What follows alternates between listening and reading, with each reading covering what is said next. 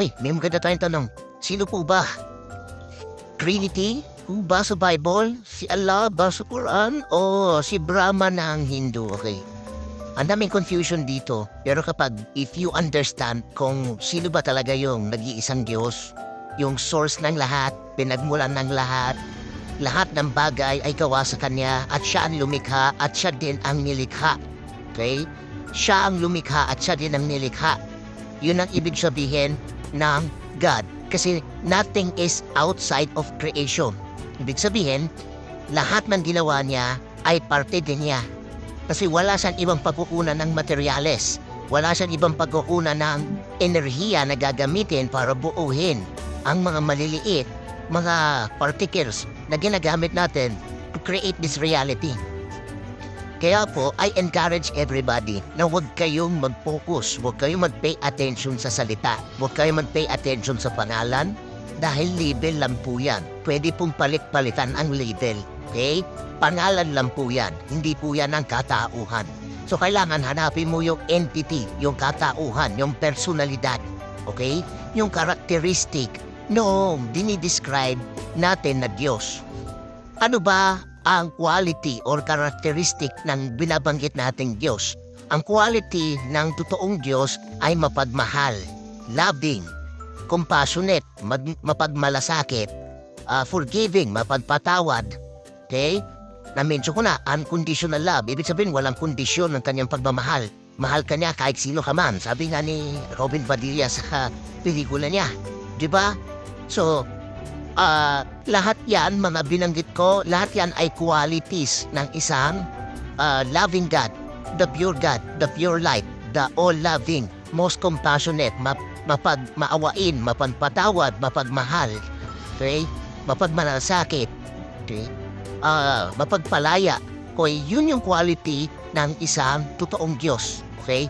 At yan din yung Diyos na ipinakilala ni Kristo. Yun din yung Diyos na ipinakilala ni Rumi. Kung familiar kayo kay Rumi, Rumi is a Sufi Muslim na nabuhay nung panahon ng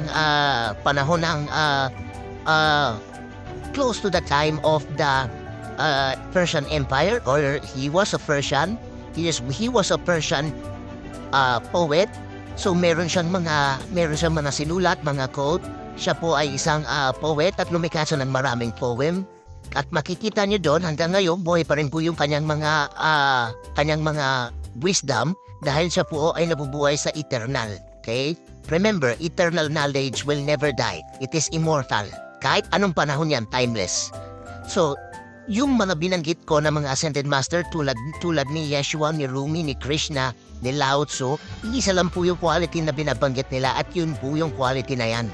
Yan yung mapagmahal, mapagpatawad, compassionate, mapagmalasakit, mapagpalaya. Yan po yung quality na hanapin ninyo sa isang Diyos. Now, kapag ang Diyos na pinapakilala ng isang relihiyon or ng isang grupo or ng mga tao na nagpapakilala na sila ay mga propeta o kanilang mga mensahero, mapanibugho, magagalitin, puno ng pagkamuhi, mapagparusa, puno ng limitasyon, puno ng takot. Huwag po kayong maniwala, hindi po yan ang totoong Diyos dahil hindi po yan napakababang frequency po, napakababang energy po yung ganong klaseng pamamaraan at hindi po kayang gawin yon ng isang Diyos na napakataas na frequency na punong-puno ng pagmamahal at punong-puno ng liwanag at punong-puno ng unconditional love. So kapag ang Diyos na binanggit nitong mga tao na ito, itong mga religion na ito ay mapagparusa, mapanibugho, tawag nito, puno-puno ng galit, puno-puno ng takot, lagi kang tinatakot, gaya na ginagawa ng mga religion, puro pananakot, puro parusa. So kung ganun lagi ang mensahe na sinasabi sa inyo ng mga religion na yan at mga pare, mga pastor na yan at mga religious leader na yan, hindi po yan ang totoong Diyos. Maaaring yan po yung false God o yung tinatawag natin na demiurge sa Gnostic Christian tradition. Sa Gnostic Christian tradition, meron pong tinatawag na false God or meron pong nagpapanggap na Diyos na nagpakilala na siya ang totoong Diyos pero ang totoo hindi siya ang totoong Diyos. Kumbaga, ginamit niya lang yung imahe ng naghigisang may likha na pinakilala ni Kristo upang linlangin ang tao, upang nakawin ang life force, enerhiya, ang divine essence na meron tayong lahat. Yung po yung tinatawag natin na demiurge. Some Gnostic sect ang tawag sa kanya ay ang Diablo. So kung ay intindihin nyo maigi yung Gnostic Christian text, malalaman ninyo na meron pong dalawang Diyos. Isang totoong Diyos, okay? Yun yung prime creator, o yung binanggit ni Kristo na may likha na mahabagin, maawain, mapagmahal, mapagpatawad, mapagpalaya. Yun po ang totoong Diyos. Yun po ay punong-puno ng pagmamahal. Yun po ay positibong Diyos. Yun po ay punong-puno ng liwanag. Okay? Yun po ay walang polarity. Ibig sabihin, wala po siyang dark side. Puro lang po siya light. Yun po yung Diyos na pinakilala ni Kristo. Now, yung pinakilala naman sa Old Testament, yun naman po yung Diyos na maraming pinatay, maraming pinasok na giyera, nag-divide and conquer, hinati niya ang mga bansa, kinonfuse niya ang mga salita, nang sa ganon hindi magkaintindihan ng tao at mag-away-away ang mga tao, at siya rin po ang gumawa ng religion upang pagwatak-watakin ang mga tao, nang sa ganon hindi magtulungan ng mga tao at hindi magkaisa ang mga tao. Ang Diyos na ipinakilala ni Kristo ay yung kagustuhan ay pagkakaisa. Ang gusto naman itong Diyos ng Old Testament o itong false god o itong demiurge o tinatawag natin Diablo din, ang gusto niya ay pagkakawatak-watak. Gusto niya ay magwatak-watak ang mga tao, i-divide ang tao na sa ganon ay hindi sila magtulungan, hindi sila magkaisa. Kasi mas madali pong kontrolin ang mga tao kapag hindi sila nagkakaisa, pag sila po'y watak-watak. Okay? Pinadala ng prime creator, ng totoong Diyos, si Yeshua, si Jesucristo, sa mundo upang pagkaisahin ang mga tao. Gaya na sabi ni Kristo, love your neighbors, love your enemies, love your brothers. Dahil gusto ni Kristo na magkaisa ang lahat ng tao. Kahit na kaaway mo, dapat mong mahalin para magkaisa ang lahat. Yun ang itinuro ni Kristo dahil gusto niya magkaisa. Dahil yun ang kagustuhan ng totoong Diyos, ng prime creator. Okay? Tapos ang kagustuhan naman ng Old Testament God ay magwatak-watak, mag-away-away, magkaroon ng division gaya ng mga religion na yon. Nagtagumpay na po yung false god o yung Diablo sa Old Testament nang pinagwatak-watak niya gamit ang religion. Muslim laban sa Muslim, Kristiyano laban sa Kristiyano, Kristiyano laban sa Muslim, Muslim laban sa Hudyo. Pinag-away-away niya lang po ang mga tao gamit ang religion. Hindi niyo po napansin yon? Nagtagumpay na po ang Diablo, nagtagumpay na po si Satanas, nagtagumpay na po si Demiurge. Dahil po sa ganong klaseng kalakaran. Sila po nagpapatayan, iisa lang po ang Diyos ng pinaniniwalaan nila pero sila po nagpapatayan. Yun po yung pinakamalaking decepsyon na ginawa ng Diablo, pinakamalaking decepsyon na ginawa ng false god o yung nagpapanggap na Diyos sa sangkatauhan. Yan po ang mga anti-Kristo, yan po ang lumilikha ng sigalot sa buong mundo, sa humanity. Magkawatak-watak tayo para hindi tayo magising, hindi tayo ma-enlightened, hindi tayo magkaroon ng kamulatan, at hindi natin ma-realize na tayo ay anak ng Diyos, na ang Diyos at tayo ay iisa, na ang Diyos ay nananahan sa ating puso at wala po sa simbahan, wala po sa moske at wala po sa sinagoge. Ang Diyos ay nasa puso natin, ang Diyos ay nasa spirito natin. Ang Diyos ay spirito, hindi po siya physical, kaya hindi po niya kailangan ng templo para malapitan natin or mapalapit tayo. Ang kailangan lang natin ay ang katawan natin. Di ba nga sinabi sa Biblia, your body is the temple of the Holy Spirit. Your body is the place where God dwells, kung saan nananahan ang Diyos. Ang Kristo ay nasa puso mo. Ikaw at ang Kristo ay iisa. Ang Diyos at ikaw ay iisa. Gaya ng sinabi ni Kristo, ako at ang Ama ay iisa. Ako ang at ang Aba, ang Alaha. Ang Diyos Ama ay iisa. Iba't ibang lingwahe ang sinabi ko pero iisa lang po ang meaning niyan. Tayo po ay lahat. We are one. Wala pong separation. At kapag ganun po ang mentalidad mo, malapit ka na po sa katotohanan. Malapit ka na po sa kaligtasan. Dahil ang tunay na kaligtasan ay enlightenment. Ang kaalaman na malaman mo ang katotohanan na ikaw at ang Diyos ay isa. At walang separation between you and I. At between humanity and nature. At ikaw, lahat tayo ay isa. Magkakakampi tayo, walang magkakaaway dahil lahat yan ay gawa lamang ng Diablo, gawa lang naman ng Satanas. Kaya huwag kayong maniwala, huwag kayong matakot dahil ang mga evil forces ay wala pong influence sa inyo. At huwag din kayong magalit sa mga Satanas at demonyo dahil sila ay enemy, mahalin nyo rin po sila. Sabi nga ni Yeshua, love your enemies. So, always seek the truth because the truth shall set you free. Peace. Okay, may maganda tayong tanong. Sino po ba? Trinity? Ba sa Bible? Si Allah ba sa Quran? O si Brahma na ang Hindu? Okay. Ang daming confusion dito. Pero if you understand kung sino ba talaga yung nag-iisang Diyos, yung source ng lahat, pinagmulan ng lahat ng bagay ay gawa sa Kanya at siya ang lumikha at siya din ang nilikha. Okay? Siya ang lumikha at siya din ang nilikha. Yun ang ibig sabihin ng God. Kasi nothing is outside of creation. Ibig sabihin, lahat ng ginawa niya ay parte din niya. Kasi wala siyang ibang pagkukunan ng materyales. Wala siyang ibang pagkukunan ng enerhiya na gagamitin para buuhin ang mga maliliit, mga particles na ginagamit natin to create this reality. Kaya po, I encourage everybody na huwag kayong mag-focus, huwag kayong mag-pay attention sa salita, huwag kayong mag-pay attention sa pangalan, dahil label lang po yan. Pwede pong palit-palitan ang label. Okay?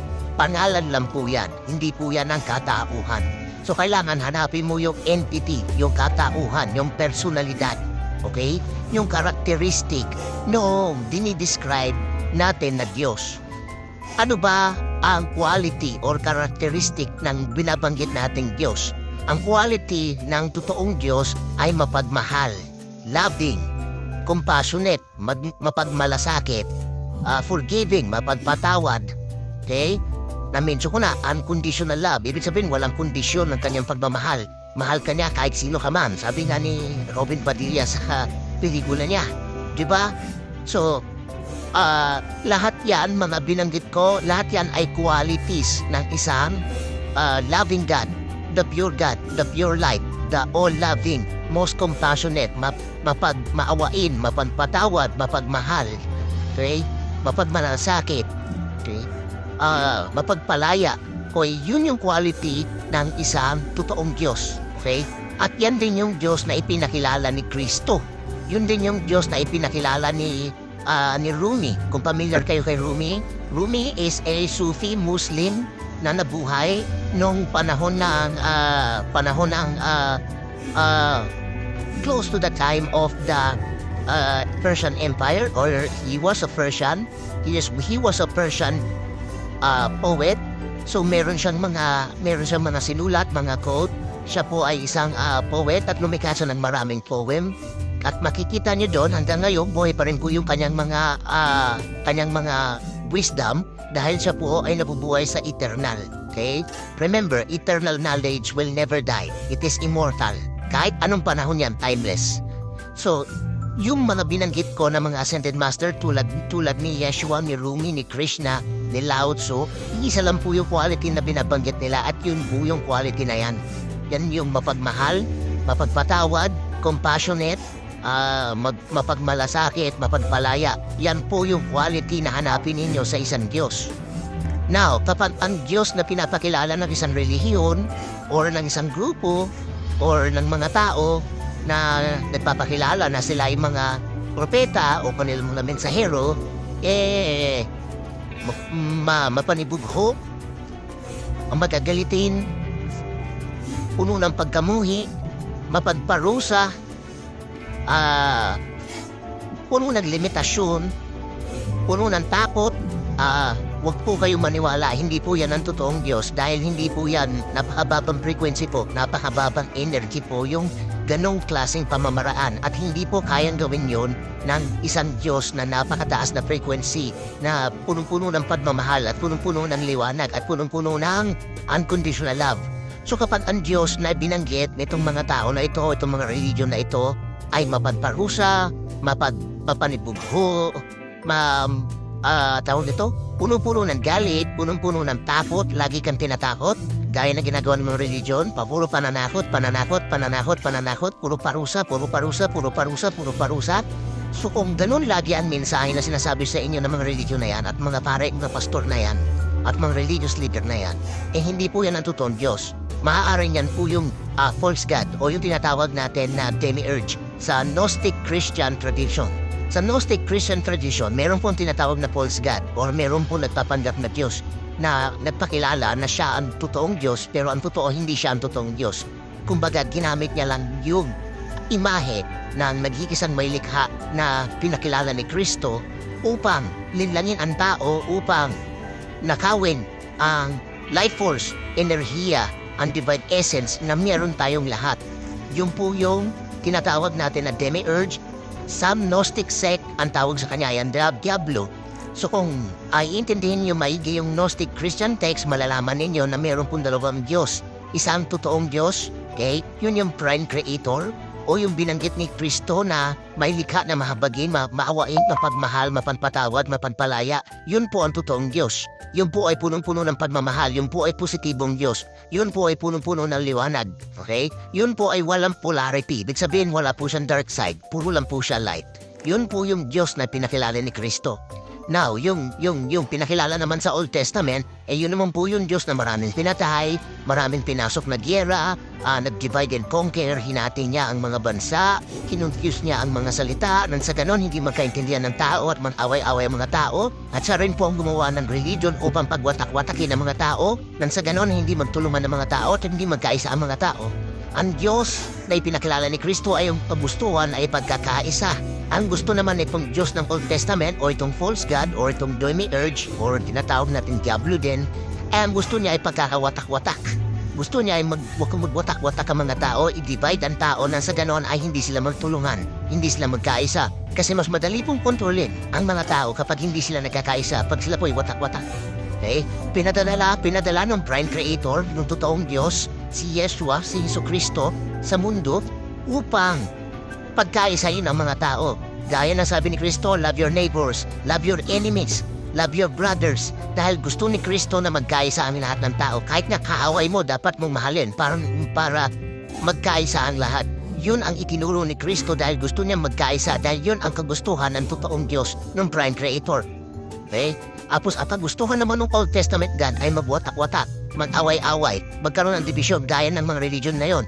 Nagtagumpay na po yung false god o yung Diablo sa Old Testament nang pinagwatak-watak niya gamit ang religion. Muslim laban sa Muslim, Kristiyano laban sa Kristiyano, Kristiyano laban sa Muslim, Muslim laban sa Hudyo. Pinag-away-away niya lang po ang mga tao gamit ang religion. Hindi niyo po napansin yon? Nagtagumpay na po ang Diablo, nagtagumpay na po si Satanas, nagtagumpay na po si Demiurge. Dahil po sa ganong klaseng kalakaran, sila po nagpapatayan, iisa lang po ang Diyos ng pinaniniwala nila pero sila po nagpapatayan. Yun po yung pinakamalaking decepsyon na ginawa ng Diablo, pinakamalaking decepsyon na ginawa ng false god o yung nagpapanggap na Diyos sa sangkatauhan. Yan po ang mga antikristo, yan po ang lumilikha ng sigalot sa buong mundo, sa humanity. Magkawatak-watak tayo para hindi tayo magising, hindi tayo ma-enlighten, hindi tayo magkaroon ng kamulatan, at hindi natin ma-realize na tayo ay anak ng Diyos, na ang Diyos at tayo ay iisa, na ang Diyos ay nananahan sa ating puso at wala po sa simbahan, wala po sa moske at wala po sa sinagoge. Ang Diyos ay nasa puso natin, ang Diyos ay nasa spirito natin. Ang Diyos ay spirito, hindi po siya physical, kaya hindi po niya kailangan ng templo para malapitan natin or mapalapit tayo. Ang kailangan lang natin ay ang katawan natin. Di ba nga sinabi sa Biblia, your body is the temple of the Holy Spirit. Your body is the place where God dwells, kung saan nananahan ang Diyos. Ang Kristo ay nasa puso mo. Ikaw at ang Kristo ay iisa. Ang Diyos at ikaw ay iisa. Gaya ng sinabi ni Kristo, ako at ang Ama ay iisa. Ako at ang Aba, ang Alaha, ang Diyos Ama ay iisa. Iba't ibang lingwahe ang sinabi ko pero iisa lang po ang meaning niyan. Tayo po ay lahat. We are one. Wala pong separation. At kapag ganun po ang mentalidad mo, malapit ka na po sa katotohanan, malapit ka na po sa kaligtasan. Dahil ang tunay na kaligtasan ay enlightenment. Ang kaalaman na malaman mo ang katotohanan na ikaw at ang Diyos ay isa at walang separation between you and I at between humanity and nature. At ikaw, lahat tayo ay isa. Magkakakampi tayo, walang magkakaaway dahil lahat yan ay gawa lamang ng Diablo, gawa lang naman ng Satanas. Kaya huwag kayong maniwala, huwag kayong matakot dahil ang mga evil forces ay wala pong influence sa inyo. At huwag din kayong magalit sa mga Satanas at demonyo dahil sila ay enemy. Mahalin nyo rin po sila. Sabi nga ni Yeshua, love your enemies. So, always seek the truth because the truth shall set you free. Peace. Okay, may maganda tayong tanong. Sino po ba? Trinity? Who ba sa Bible? Si Allah ba sa Quran? O si Brahma ng Hindu? Okay. Ang daming confusion dito. Pero if you understand kung sino ba talaga yung nag-iisang Diyos, yung source ng lahat, pinagmulan ng lahat ng bagay ay gawa sa Kanya at siya ang lumikha at siya din ang nilikha. Okay? Siya ang lumikha at siya din ang nilikha. Yun ang ibig sabihin ng God. Kasi nothing is outside of creation. Ibig sabihin, lahat ng ginawa niya ay parte din niya. Kasi wala siyang ibang pagkukunan ng materyales. Wala siyang ibang pagkukunan ng enerhiya na gagamitin para buuhin ang mga maliliit, mga particles na ginagamit natin to create this reality. Kaya po, I encourage everybody na huwag kayong mag-focus, huwag kayong mag-pay attention sa salita, huwag kayong mag-pay attention sa pangalan, dahil label lang po yan. Pwede pong palit-palitan ang label. Okay? Pangalan lang po yan, hindi po yan ang katauhan. So kailangan hanapin mo yung entity, yung katauhan, yung personalidad. Okay? Yung characteristic noong dinidescribe natin na Diyos. Ano ba ang quality or characteristic ng binabanggit nating Diyos? Ang quality ng totoong Diyos ay mapagmahal, loving, compassionate, mapagmalasakit, forgiving, mapagpatawad. Okay? Na-mention ko na, unconditional love. Ibig sabihin, walang kondisyon ng kanyang pagmamahal. Mahal ka niya kahit sino ka man. Sabi nga ni Robin Padilla sa pelikula niya. Diba? So, lahat yan, mga binanggit ko, lahat yan ay qualities ng isang loving God, the pure God, the pure light, the all-loving, most compassionate, maawain, mapagpatawad, mapagmahal, okay? Mapagmalasakit, okay? Mapagpalaya. Okay, yun yung quality ng isang totoong Diyos. Okay? At yan din yung Diyos na ipinakilala ni Kristo. Yun din yung Diyos na ipinakilala ni Rumi. Kung familiar kayo kay Rumi, Rumi is a Sufi Muslim na nabuhay nung panahon ng close to the time of the Persian Empire, or he was a Persian. He was a Persian poet. So meron siyang mga sinulat, mga quote. Siya po ay isang poet at lumikha siya ng maraming poem. At makikita niyo doon hanggang ngayon buhay pa rin po yung kanyang mga wisdom, dahil siya po ay nabubuhay sa eternal. Okay? Remember, eternal knowledge will never die. It is immortal. Kahit anong panahon yan, timeless. So, yung mga binanggit ko na mga ascended master tulad ni Yeshua, ni Rumi, ni Krishna, ni Lao Tzu, isa lang po yung quality na binabanggit nila, at yun po yung quality na yan. Yan yung mapagmahal, mapagpatawad, compassionate, mapagmalasakit, mapagpalaya. Yan po yung quality na hanapin ninyo sa isang Diyos. Now, kapag ang Diyos na pinapakilala ng isang relihiyon or ng isang grupo or ng mga tao na nagpapakilala na sila ay mga propeta o kanilang mga mensahero, mapanibugho, magagalitin, puno ng pagkamuhi, mapagparusa, puno ng limitasyon, puno ng takot. Huwag po kayo maniwala, hindi po yan ang totoong Diyos, dahil hindi po yan, napakababang frequency po, napakababang energy po yung ganong klaseng pamamaraan, at hindi po kayang gawin yon ng isang Diyos na napakataas na frequency, na punong-puno ng pagmamahal at punong-puno ng liwanag at punong-puno ng unconditional love. So kapag ang Diyos na binanggit nitong mga tao na ito, itong mga religion na ito, ay mapagparusa, mapanibugho, tawag nito, punong-puno ng galit, punong-puno ng takot, lagi kang tinatakot, gaya na ginagawa ng mga religion, puro pananakot, puro parusa. So kung ganun lagi ang mensahe na sinasabi sa inyo ng mga religion na yan, at mga pare, mga pastor na yan, at mga religious leader na yan, hindi po yan ang totoong Diyos. Maaaring yan po yung false God, o yung tinatawag natin na demiurge sa Gnostic Christian tradition.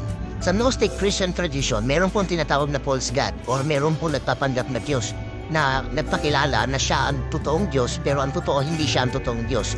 Kumbaga, ginamit niya lang yung imahe ng nag-iisang may likha na pinakilala ni Kristo upang linlangin ang tao, upang nakawin ang life force, enerhiya, ang divine essence na meron tayong lahat. Yung po yung tinatawag natin na demiurge. Some Gnostic sect ang tawag sa kanya yan, Diablo. So kung ay intindihin nyo maigi yung Gnostic Christian text, malalaman ninyo na meron pong dalawang Diyos. isang totoong Diyos, okay? Yun yung prime creator, o yung binanggit ni Kristo na may likha na mahabagin, maawain, mapagmahal, mapanpatawad, mapanpalaya. Yun po ang totoong Diyos. Yun po ay punong-puno ng pagmamahal. Yun po ay positibong Diyos. Yun po ay punong-puno ng liwanag. Okay? Yun po ay walang polarity. Ibig sabihin, wala po siyang dark side. Puro lang po siya light. Yun po yung Diyos na pinakilala ni Kristo. Now, yung pinakilala naman sa Old Testament, yun naman po yung Diyos na maraming pinatay, maraming pinasok na gyera, nag-divide and conquer, hinati niya ang mga bansa, kinonfuse niya ang mga salita, nang sa ganon hindi magkaintindihan ng tao at mag-away-away ang mga tao, at siya rin po ang gumawa ng religion upang pagwatak-watakin ang mga tao, nang sa ganon hindi magtulungan ng mga tao at hindi magkaisa ang mga tao. Ang Diyos na ipinakilala ni Kristo ay ang kagustuhan ay pagkakaisa. Ang gusto naman itong Diyos ng Old Testament o itong false God o itong demiurge o tinatawag natin Diablo din, ang gusto niya ay pagkakawatak-watak. Gusto niya ay magwatak-watak ang mga tao, i-divide ang tao na sa ganon ay hindi sila magtulungan, hindi sila magkaisa. Kasi mas madali pong kontrolin ang mga tao kapag hindi sila nagkakaisa, pag sila po ay watak-watak. Okay? Pinadala ng prime creator, ng totoong Diyos, si Yeshua, si Jesucristo sa mundo upang pagkaisahin ang mga tao. Gaya na sabi ni Kristo, love your neighbors, love your enemies, love your brothers. Dahil gusto ni Kristo na magkaisa ang lahat ng tao. Kahit nga kaaway mo, dapat mong mahalin para magkaisa ang lahat.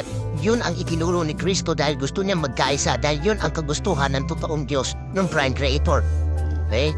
Tapos at kagustuhan naman ng Old Testament God ay magwatak-watak, mag-away-away, magkaroon ng division gaya ng mga religion na yon. Nagtagumpay na po yung false God o yung Diablo sa Old Testament nang pinagwatak-watak niya gamit ang religion. Muslim laban sa Muslim, Kristiyano laban sa Kristiyano, Kristiyano laban sa Muslim, Muslim laban sa Hudyo. Pinag-away-away niya lang po ang mga tao gamit ang religion. Hindi niyo po napansin yon? Nagtagumpay na po ang Diablo, nagtagumpay na po si Satanas, nagtagumpay na po si Demiurge. Dahil po sa ganong klaseng kalakaran. Sila po nagpapatayan, iisa lang po ang Diyos ng pinaniniwalaan nila pero sila po nagpapatayan. Yun po yung pinakamalaking decepsyon na ginawa ng Diablo, pinakamalaking decepsyon na ginawa ng false God o yung nagpapanggap na Diyos sa sangkatauhan. Yan po ang mga anti-Kristo, yan po ang lumilikha ng sigalot sa buong mundo, sa humanity. Magkawatak-watak tayo para hindi tayo magising, hindi tayo ma-enlightened, hindi tayo magkaroon ng kamulatan, at hindi natin ma-realize na tayo ay anak ng Diyos, na ang Diyos at tayo ay iisa, na ang Diyos ay nananahan sa ating puso at wala po sa simbahan, wala po sa moske at wala po sa sinagoge. Ang Diyos ay nasa puso natin, ang Diyos ay nasa spirito natin. Ang Diyos ay spirito, hindi po siya physical, kaya hindi po niya kailangan ng templo para malapitan natin or mapalapit tayo. Ang kailangan lang natin ay ang katawan natin. Di ba nga sinabi sa Biblia, your body is the temple of the Holy Spirit. Your body is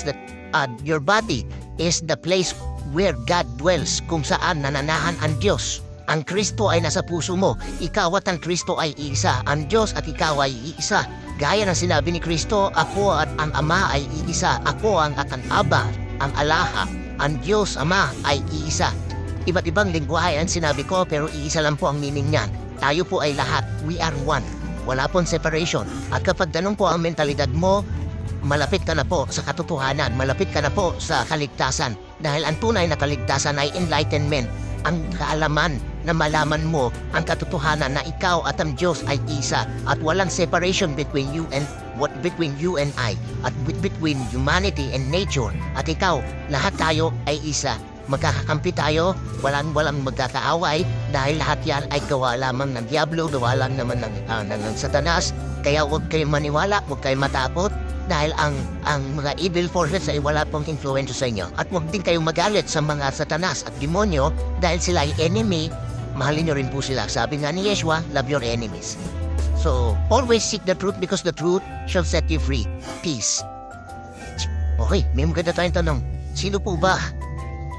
Trinity? Kung ba sa Bible? Si Allah ba sa Quran? O si Brahma na ang Hindu? Okay. Ang daming confusion dito. Pero if you understand kung sino ba talaga yung nag-iisang Diyos, yung source ng lahat, pinagmulan ng lahat ng bagay ay gawa sa Kanya at siya ang lumikha at siya din ang nilikha. Okay? Siya ang lumikha at siya din ang nilikha. Yun ang ibig sabihin ng God. Kasi nothing is outside of creation. Ibig sabihin, lahat ng ginawa niya ay parte din niya. Kasi wala siyang ibang pagkukunan ng materyales. Wala siyang ibang pagkukunan ng enerhiya na gagamitin para buuhin ang mga maliliit, mga particles na ginagamit natin to create this reality. Kaya po, I encourage everybody na huwag kayong mag-focus, huwag kayong mag-pay attention sa salita, huwag kayong mag-pay attention sa pangalan, dahil label lang po yan. Pwede pong palit-palitan ang label, okay? Pangalan lang po yan, hindi po yan ang katauhan. So kailangan hanapin mo yung entity, yung katauhan, yung personalidad, okay? Yung characteristic noong dinidescribe natin na Diyos. Ano ba ang quality or characteristic ng binabanggit nating Diyos? Ang quality ng totoong Diyos ay mapagmahal, loving, compassionate, mapagmalasakit, forgiving, mapagpatawad, okay? Na-mention ko na, unconditional love. Ibig sabihin, walang kondisyon ng kanyang pagmamahal. Mahal ka niya kahit sino ka man. Sabi nga ni Robin Padilla sa pelikula niya. Diba? So, lahat yan, mga binanggit ko, lahat yan ay qualities ng isang loving God, the pure light, the all-loving, most compassionate, maawain, mapagpatawad, mapagmahal, okay? Mapagmalasakit, okay? Mapagpalaya.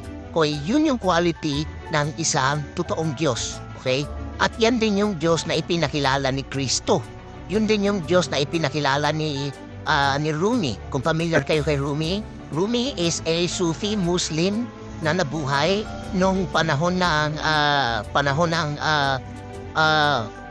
close to the time of the Persian Empire, or he was a Persian. He was a Persian poet. So meron siyang mga sinulat, mga quote. Siya po ay isang poet at lumikha siya ng maraming poem. At makikita niyo doon hanggang ngayon buhay pa rin po yung kanyang mga wisdom dahil siya po ay nabubuhay sa eternal. Okay? Remember, eternal knowledge will never die. It is immortal. Kahit anong panahon yan, timeless. So, yung mga binanggit ko na mga ascended master tulad ni Yeshua, ni Rumi, ni Krishna, ni Lao Tzu, isa lang po yung quality na binabanggit nila at yun po yung quality na yan. Yan yung mapagmahal, mapagpatawad, compassionate, mapagmalasakit, mapagpalaya. Yan po yung quality na hanapin ninyo sa isang Diyos. Now, kapag ang Diyos na pinapakilala ng isang relihiyon or ng isang grupo or ng mga tao na nagpapakilala na sila ay mga propeta o kanilang mga mensahero, mapanibugho, ang magagalitin, puno ng pagkamuhi, mapagparusa, puno ng limitasyon, puno ng takot. Huwag po kayong maniwala, hindi po yan ang totoong Diyos dahil hindi po yan napakababang frequency po, napakababang energy po yung ganong klaseng pamamaraan at hindi po kayang gawin yon ng isang Diyos na napakataas na frequency na punong-puno ng pagmamahal at punong-puno ng liwanag at punong-puno ng unconditional love. So kapag ang Diyos na binanggit nitong mga tao na ito, itong mga religion na ito ay mapagparusa, mapanibugho, tawag nito, puno-puno ng galit, puno-puno ng takot, lagi kang tinatakot, gaya na ginagawa ng mga religion, puro pananakot, puro parusa. So kung ganun lagi ang mensahe na sinasabi sa inyo ng mga religion na yan at mga pare, mga pastor na yan at mga religious leader na yan, hindi po yan ang totoong Diyos. Maaari yan po yung false God o yung tinatawag natin na demiurge sa Gnostic Christian tradition. Sa Gnostic Christian tradition, meron pong tinatawag na false God or meron pong nagpapanggap na Diyos na nagpakilala na siya ang totoong Diyos pero ang totoo hindi siya ang totoong Diyos. Kumbaga, ginamit niya lang yung imahe ng nag-iisang may likha na pinakilala ni Kristo upang linlangin ang tao, upang nakawin ang life force, enerhiya, ang divine essence na meron tayong lahat. Yung po yung tinatawag natin na demiurge. Some Gnostic sect ang tawag sa kanya yan, Diablo. So kung ay intindihin niyo maigi yung Gnostic Christian text, malalaman ninyo na meron pong dalawang Diyos. Isa ang totoong Diyos, okay? Yun yung prime creator o yung binanggit ni Kristo na may likha na mahabagin, maawain, mapagmahal, mapagpatawad, mapagpalaya. Yun po ang totoong Diyos. Yun po ay punong-puno ng pagmamahal. Yun po ay positibong Diyos. Yun po ay punong-puno ng liwanag. Okay? Yun po ay walang polarity. Ibig sabihin wala po siyang dark side. Puro lang po siya light. Yun po yung Diyos na pinakilala ni Kristo. Now, yung pinakilala naman sa Old Testament, yun naman po yung Diyos na maraming pinatay, maraming pinasok na gyera, nag-divide and conquer, hinati niya ang mga bansa, kinonfuse niya ang mga salita, nang sa ganon hindi magkaintindihan ng tao at mag-away-away ang mga tao, at siya rin po ang gumawa ng religion upang pagwatak-watakin ang mga tao, nang sa ganon hindi magtulungan ng mga tao at hindi magkaisa ang mga tao. Ang Diyos na ipinakilala ni Kristo ay ang kagustuhan ay pagkakaisa. Ang gusto naman itong Diyos ng Old Testament o itong false God o itong demiurge or tinatawag natin Diablo din, ang gusto niya ay pagkakawatak-watak. Gusto niya ay magwatak-watak ang mga tao, i-divide ang tao na sa ganon ay hindi sila magtulungan, hindi sila magkaisa. Kasi mas madali pong kontrolin ang mga tao kapag hindi sila nagkakaisa, pag sila po'y watak-watak. Okay? Pinadala ng Prime Creator, ng totoong Diyos, si Yeshua, si Jesucristo, sa mundo upang pagkaisahin ang mga tao. Gaya na sabi ni Kristo, love your neighbors, love your enemies, love your brothers. Dahil gusto ni Kristo na magkaisa ang lahat ng tao. Kahit na kaaway mo, dapat mong mahalin para magkaisa ang lahat. Yun ang itinuro ni Kristo dahil gusto niya magkaisa. Dahil yun ang kagustuhan ng totoong Diyos, ng Prime Creator. Okay? Apos ang gustuhan naman ng Old Testament God ay magwatak-watak, mag-away-away, magkaroon ng division gaya ng mga religion na yon. Nagtagumpay na po yung false God o yung Diablo sa Old Testament nang pinagwatak-watak niya gamit ang religion. Muslim laban sa Muslim, Kristiyano laban sa Kristiyano, Kristiyano laban sa Muslim, Muslim laban sa Hudyo. Pinag-away-away niya lang po ang mga tao gamit ang religion. Hindi niyo po napansin yon? Nagtagumpay na po ang Diablo, nagtagumpay na po si Satanas, nagtagumpay na po si Demiurge. Dahil po sa ganong klaseng kalakaran, sila po nagpapatayan, iisa lang po ang Diyos ng pinaniniwalaan nila pero sila po nagpapatayan. Yun po yung pinakamalaking decepsyon na ginawa ng Diablo, pinakamalaking decepsyon na ginawa ng false God o yung nagpapanggap na Diyos sa sangkatauhan. Yan po ang mga anti-Kristo, yan po ang lumilikha ng sigalot sa buong mundo, sa humanity. Magkawatak-watak tayo para hindi tayo magising, hindi tayo ma-enlighten, hindi tayo magkaroon ng kamulatan, at hindi natin ma-realize na tayo ay anak ng Diyos, na ang Diyos at tayo ay iisa, na ang Diyos ay nananahan sa ating puso at wala po sa simbahan, wala po sa moske at wala po sa sinagoge. Ang Diyos ay nasa puso natin, ang Diyos ay nasa spirito natin. Ang Diyos ay spirito, hindi po siya physical, kaya hindi po niya kailangan ng templo para malapitan natin or mapalapit tayo. Ang kailangan lang natin ay ang katawan natin. Di ba nga sinabi sa Biblia, your body is the temple of the Holy Spirit. Your body is the place where God dwells, kung saan nananahan ang Diyos. Ang Kristo ay nasa puso mo. Ikaw at ang Kristo ay iisa. Ang Diyos at ikaw ay iisa. Gaya ng sinabi ni Kristo, ako at ang Ama ay iisa. Ako at ang Aba, ang Alaha. Ang Diyos Ama ay iisa. Iba't ibang lingwahe ang sinabi ko pero iisa lang po ang meaning niyan. Tayo po ay lahat. We are one.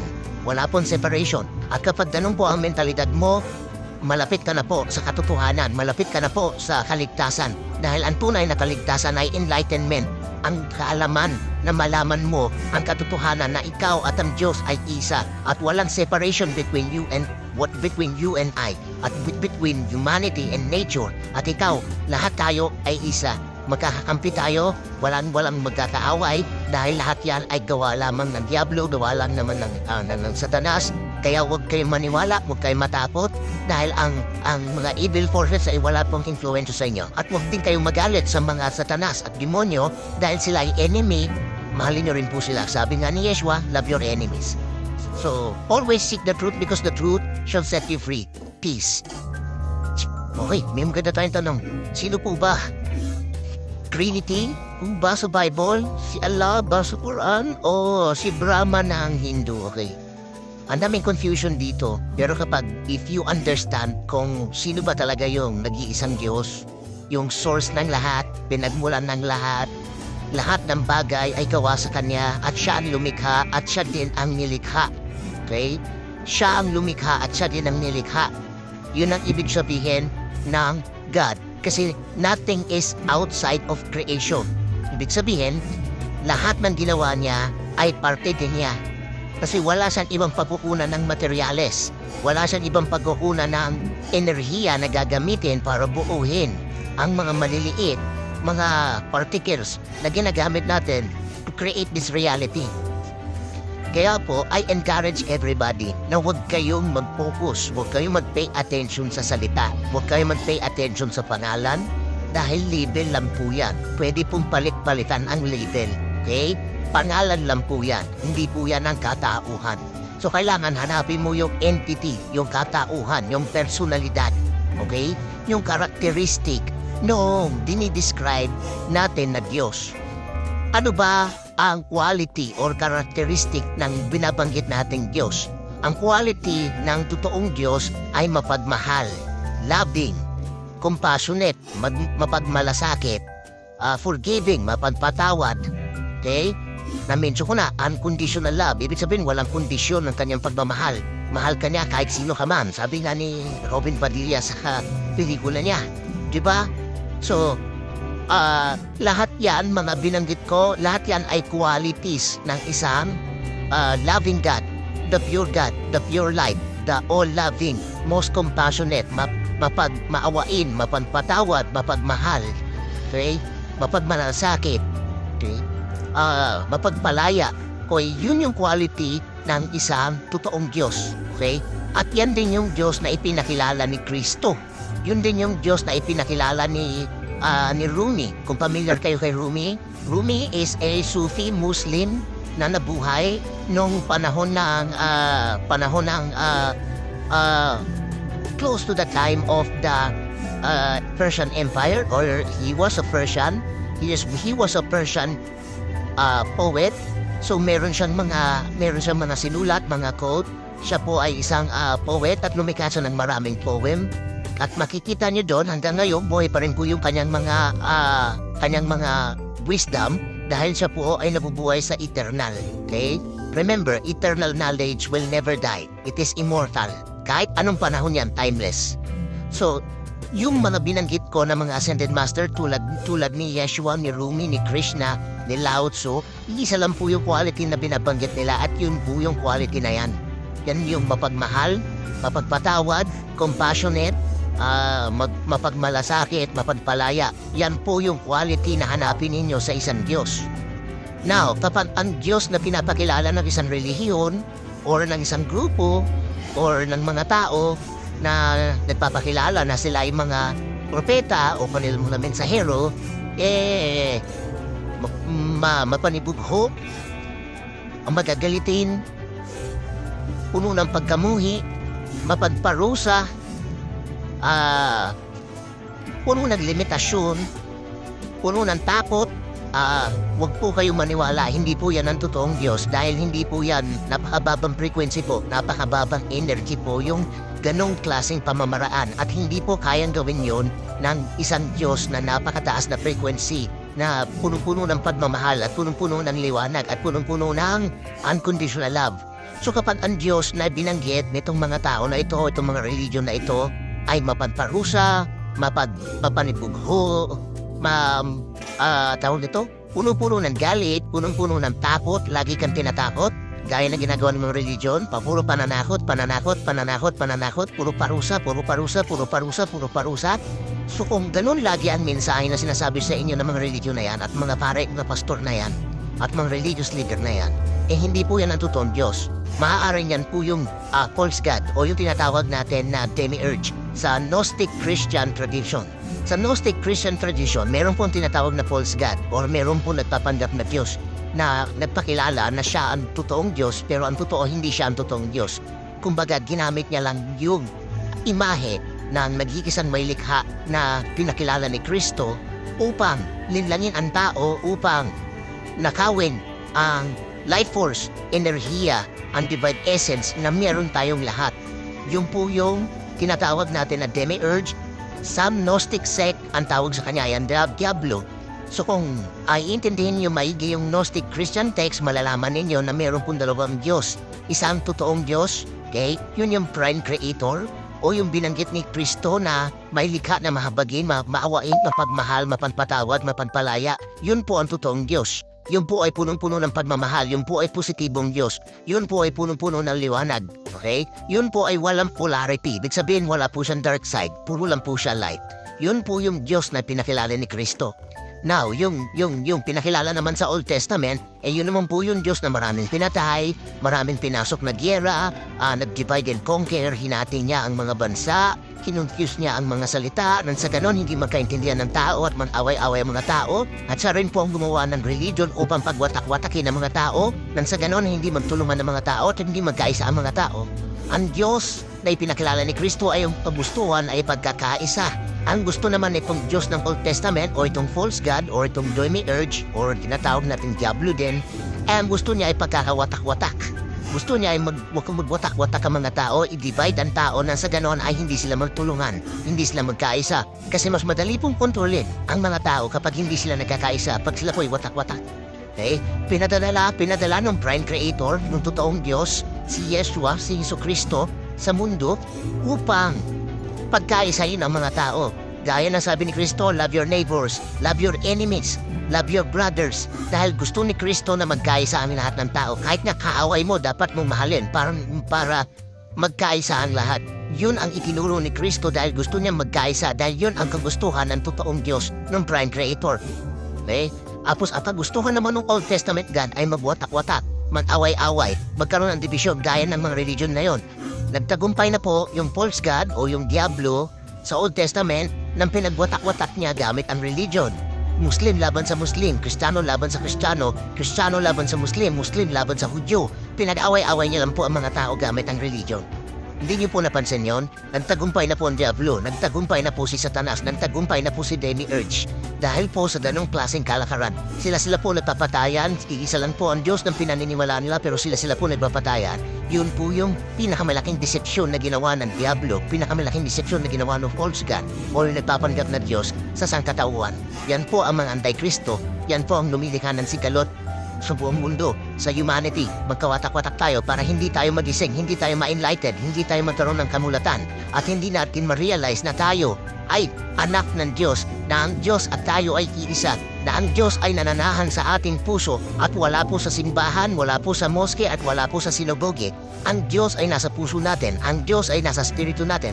Ang Diyos ay spirito, hindi po siya physical, kaya hindi po niya kailangan ng templo para malapitan natin or mapalapit tayo.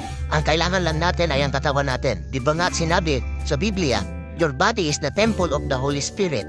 Your body is the place where God dwells, kung saan nananahan ang Diyos. Ang Kristo ay nasa puso mo. Ikaw at ang Kristo ay iisa. Ang Diyos at ikaw ay iisa. Gaya ng sinabi ni Kristo, ako at ang Ama ay iisa. Ako at ang Aba, ang Alaha. Ang Diyos Ama ay iisa. Iba't ibang lingwahe ang sinabi ko pero iisa lang po ang meaning niyan. Tayo po ay lahat. We are one. Wala pong separation. At kapag ganun po ang mentalidad mo, malapit ka na po sa katotohanan, malapit ka na po sa kaligtasan. Dahil ang tunay na kaligtasan ay enlightenment. Ang kaalaman na malaman mo ang katotohanan na ikaw at ang Diyos ay isa at walang separation between you and I at between humanity and nature. At ikaw, lahat tayo ay isa. Magkakakampi tayo, walang magkakaaway dahil lahat yan ay gawa lamang ng Diablo, gawa lang naman ng Satanas. Kaya huwag kayong maniwala, huwag kayong matakot dahil ang mga evil forces ay wala pong influensya sa inyo. At huwag din kayong magalit sa mga Satanas at demonyo dahil sila ay enemy, mahalin nyo rin po sila. Sabi nga ni Yeshua, love your enemies. So, always seek the truth because the truth shall set you free. Peace. Okay, may maganda tayong tanong. Sino po ba?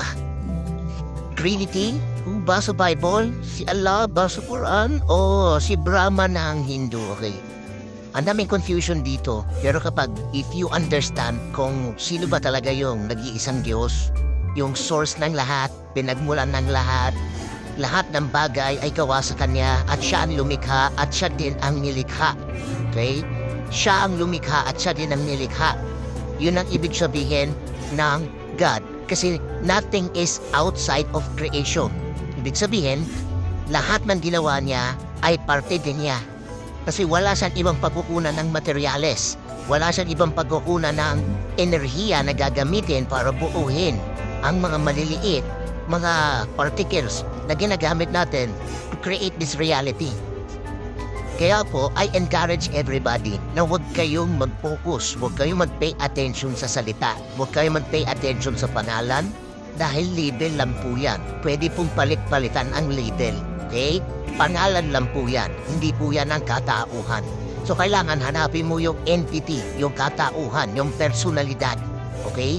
Yung characteristic noong dinidescribe natin na Diyos. Ano ba ang quality or characteristic ng binabanggit nating Diyos? Ang quality ng totoong Diyos ay mapagmahal, loving, compassionate, mapagmalasakit, forgiving, mapagpatawad. Okay? Na-mention ko na, unconditional love. Ibig sabihin, walang kondisyon ng kanyang pagmamahal. Mahal ka niya kahit sino ka man. Sabi nga ni Robin Padilla sa pelikula niya. Diba? So, lahat yan, mga binanggit ko, lahat yan ay qualities ng isang loving God, the pure God, the pure light, the all-loving, most compassionate, maawain, mapagpatawad, mapagmahal, okay? Mapagmalasakit, okay? Mapagpalaya, okay? Yun yung quality ng isang totoong Diyos, okay? At yan din yung Diyos na ipinakilala ni Kristo. Yun din yung Diyos na ipinakilala ni Rumi. Kung familiar kayo kay Rumi, Rumi is a Sufi Muslim na nabuhay nung panahon ng close to the time of the Persian Empire, or he was a Persian. He was a Persian poet. So meron siyang mga sinulat, mga quote. Siya po ay isang poet at lumikha siya ng maraming poem. At makikita niyo doon hanggang ngayon, buhay pa rin po yung kanyang mga wisdom dahil siya po ay nabubuhay sa eternal. Okay? Remember, eternal knowledge will never die. It is immortal. Kahit anong panahon yan, timeless. So, yung mga binanggit ko na mga ascended master tulad ni Yeshua, ni Rumi, ni Krishna, ni Lao Tzu, isa lang po yung quality na binabanggit nila at yun po yung quality na yan. Yan yung mapagmahal, mapagpatawad, compassionate, mapagmalasakit, mapagpalaya. Yan po yung quality na hanapin ninyo sa isang Diyos.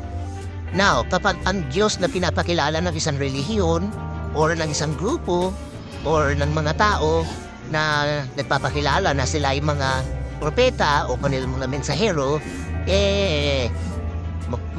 mapanibugho, magagalitin, puno ng pagkamuhi, mapagparusa,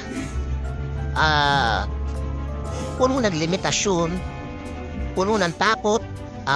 Huwag po kayong maniwala, hindi po yan ang totoong Diyos dahil hindi po yan napakababang frequency po, napakababang energy po yung ganong klaseng pamamaraan at hindi po kayang gawin yon ng isang Diyos na napakataas na frequency na punong-puno ng pagmamahal at punong-puno ng liwanag at punong-puno ng unconditional love.